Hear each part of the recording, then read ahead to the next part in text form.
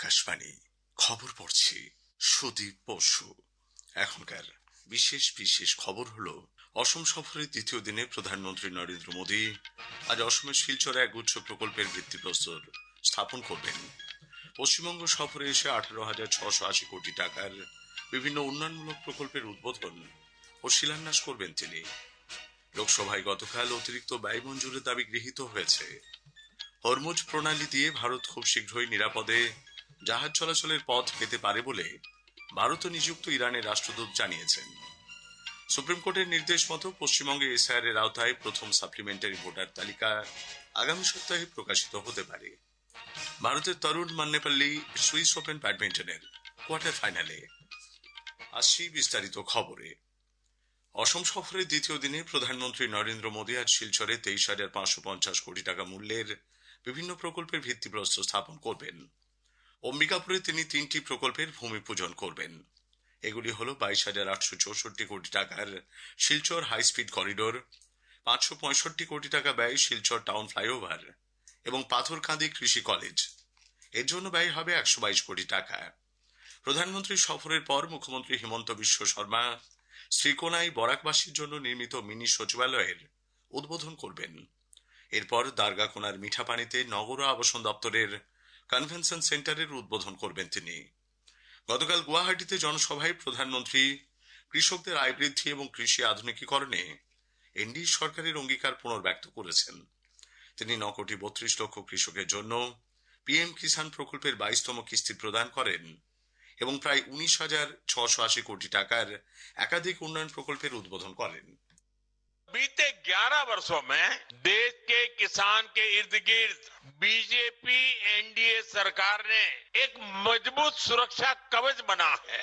MSP हो, सस्ता ऋण हो, फसल बीमा हो, पीएम किसान सम्मान निधि हो, ये योजनाएं किसानों का बहुत बड़ा संबल बनी है। इतना ही नहीं, हमने इस बात का ध्यान रखा है कि अंतर्राष्ट्रीय स्तर पर संकट का असर खेती किसानी पर न पड़े। কলকাতা সফরে প্রধানমন্ত্রী আজ প্রায় 18,680 কোটি টাকার একাধিক উন্নয়ন প্রকল্পের উদ্বোধন ও শিলান্যাস করবেন। সড়ক পরিকাঠামো উন্নয়নের লক্ষ্যে প্রধানমন্ত্রী 420 কিলোমিটারের বেশি দীর্ঘ জাতীয় সড়ক প্রকল্পের উদ্বোধন করবেন, যার মূল্য প্রায় 16,990 কোটি টাকা। এর মধ্যে রয়েছে পশ্চিমবঙ্গ ঝাড়খণ্ডের 19 নম্বর জাতীয় সড়ক এবং পশ্চিমবঙ্গের 114 নম্বর জাতীয় সড়কের অংশ বিশেষ। শ্রী মোদী খড়গপুর মোরগ্রাম অর্থনৈতিক করিডোরের 231 কিলোমিটার দীর্ঘ 4 লেনের সড়ক প্রকল্পের 5টি প্যাসেজের শিলান্যাস করবেন। এই করিডোর সরাসরি যোগাযোগ নিশ্চিত করবে, ভ্রমণ দূরত্ব প্রায় 120 কিলোমিটার কমবে। এর ফলে সময় বাঁচবে 7 থেকে 8 ঘন্টা। এছাড়া তিনি দুবরাজপুর বাইপাস, কংসাবতী ও শিলাবতী নদীর ওপর নতুন সেতু নির্মাণ প্রকল্পের ভিত্তিপ্রস্তর স্থাপন করবেন।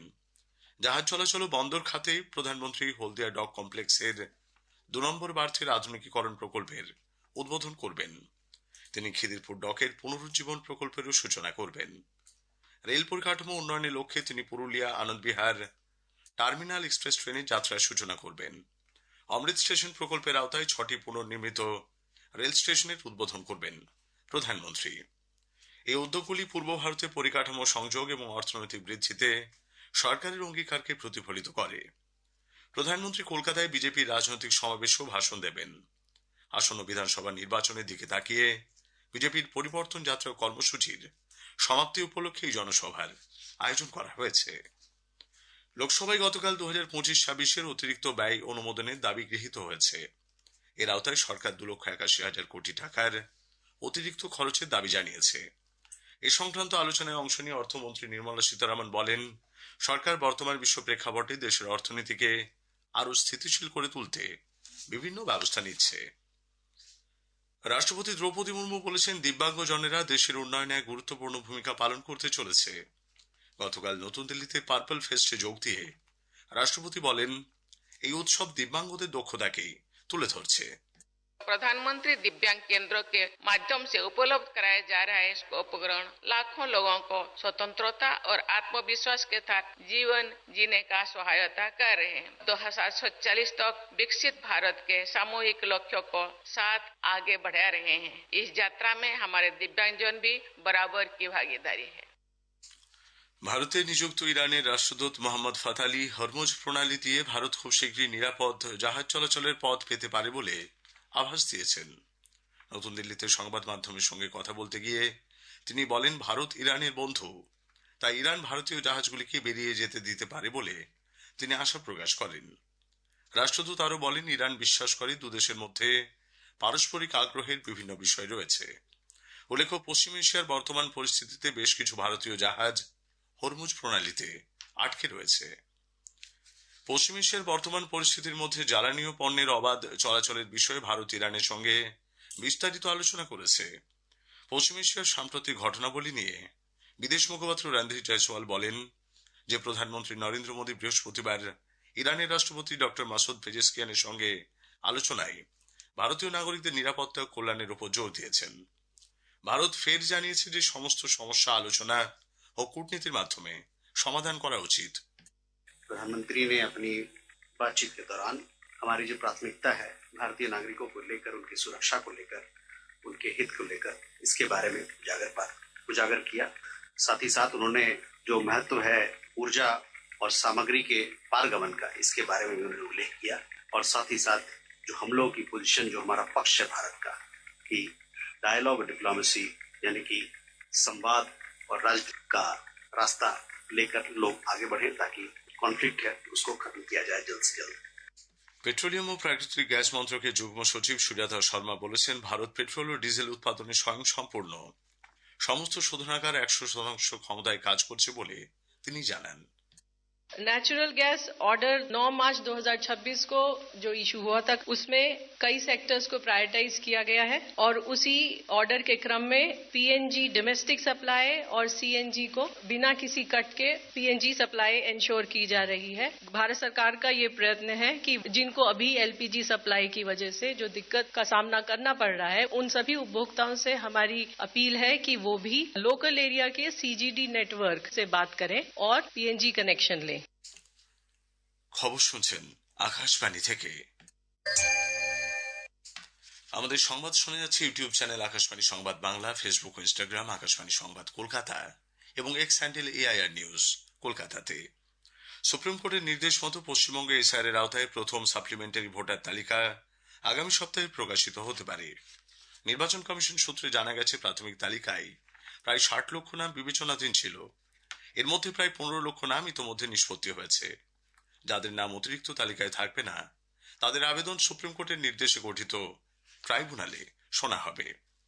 সংসদের উভয় কক্ষে গতকাল তৃণমূল কংগ্রেস সহ বিরোধী সাংসদরা মুখ্য নির্বাচনী আধিকারিক জ্ঞানেশ কুমারের অপসারণের দাবিতে নোটিশ জমা দিয়েছেন। সূত্রের খবর, লোকসভা রাজ্যসভার সচিবালয় সেই নোটিশগুলির ফরম্যাট খতিয়ে দেখছে। বাণিজ্য ও শিল্পমন্ত্রী পীযূষ গোয়েল বলেছেন, বিনিয়োগ, উৎপাদন এবং আন্তর্জাতিক বাজারে প্রবেশের ক্ষেত্রে ভারত এখন আকর্ষণীয় গন্তব্য।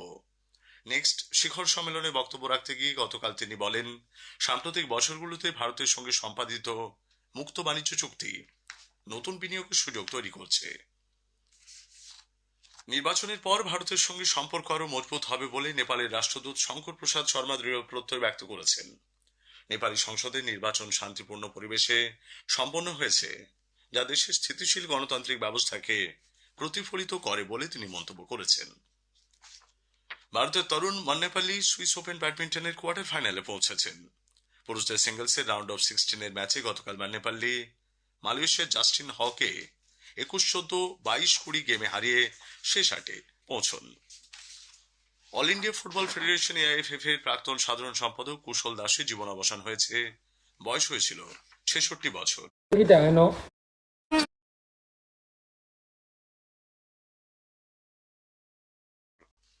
শেষ করার আগে খবরের বিশেষ কিছু অংশ আরও একবার। অসম সফরের দ্বিতীয় দিনে প্রধানমন্ত্রী নরেন্দ্র মোদী আজ শিলচরে এক উঁচু প্রকল্পের ভিত্তিপ্রস্তর স্থাপন করবেন। পশ্চিমবঙ্গ সরকার 18,680 কোটি টাকার বিভিন্ন উন্নয়নমূলক প্রকল্পের উদ্বোধন ও শিলান্যাস করবেন। লোকসভায় গতকাল অতিরিক্ত ব্যয় মঞ্জুরের দাবি গৃহীত হয়েছে। ভারতের তরুণ মান্নেপল্লী সুইস ওপেন ব্যাডমিন্টনের কোয়ার্টার ফাইনালে। খবর শেষ হলে বসুন স্থানীয় সংবাদ।